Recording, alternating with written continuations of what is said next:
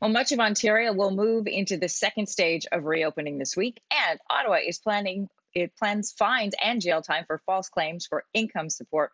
And with a look at these stories and more, we are joined by the Globe and Mail's Laura Stone. Hey, Laura, good to talk to you this morning. Hey, Anne Marie. Let's start with what we were just talking about. We heard in Ben's interview that the Prime Minister said he is going to be speaking with the premiers. He's going to propose equipping police with body cams as well as other measures. He also said that he's going to review spending and the idea of defunding police, what that would look like in terms of the RCMP. Andrew Scheer had weighed in on that as well, saying he doesn't believe that we need to defund the RCMP. What's interesting to note, though, is that policing at a city level not mentioned. So although the Prime Minister is going to mention it to the premiers, we have yet to know what levels of city government would have to be involved in that. Right. I mean, obviously, there are lots of factors that would go into this. There does seem to be momentum, though. And actually, after the Prime Minister's press conference yesterday, in which he said he would speak to the RCMP Commissioner, Brenda Lucki, we heard that the Mounties have committed to some body worn cameras for their officers. So, look, we're looking at what's happening south of the border. We see the discussions for defunding and dismantling the police force in Minneapolis, for instance. So this is certainly a serious issue that is being looked at.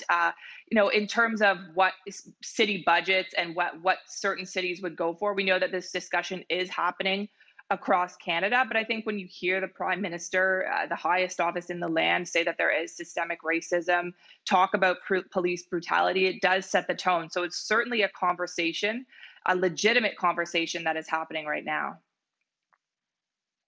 I want to jump ahead to COVID news on Friday. Everywhere outside places, including the Greater Toronto and Hamilton area, Windsor, Niagara, Ontario's public health units, they're all going to move into stage 2 of the reopening process. So what does that mean? Because I'll tell you, I live outside of the city and I was waiting to see, does my city qualify as GTA or not? That's right. If you're in Toronto proper or even in the outskirts of Toronto, you're out of luck on this first stage. But in many areas across the province, you're going to see a return to quote unquote normal. A lot of businesses, hair salons, restaurant and bar patios are opening for the time being, not the inside of restaurants, but you'll be able to sit outside. Shopping malls, outdoor pools, splash pads, beaches, provincial parks, camping.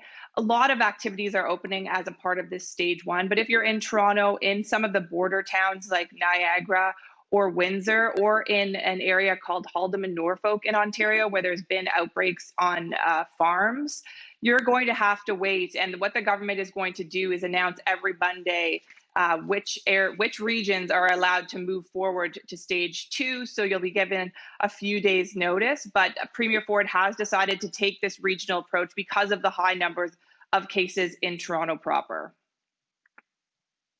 All right, Len, good to talk to you as always. We'll talk to you next week. Thanks, Anne-Marie.